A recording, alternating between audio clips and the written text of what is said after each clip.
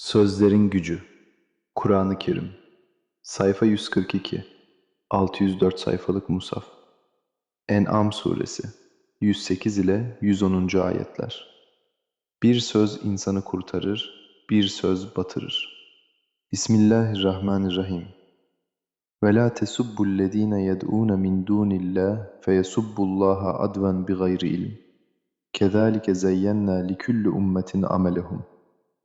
وَلَوْ أَنَّنَا نَزَّلْنَا إِلَيْهِمُ الْمَلَائِكَةَ وَكَلَّمَهُمُ الْمَوْتَى مَا كَانُوا لِيُؤْمِنُوا إِلَّا أَنْ يَشَاءَ اللّٰهُ. Bu sayfa bize dilin önemini öğretir. Kur'an der ki, hakaret etme, kalp kırma, sözlerine dikkat et.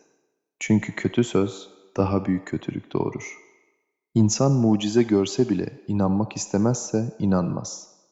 Bu ayetin mesajı dilini koru, kalp kırma. Hidayet Allah'tandır.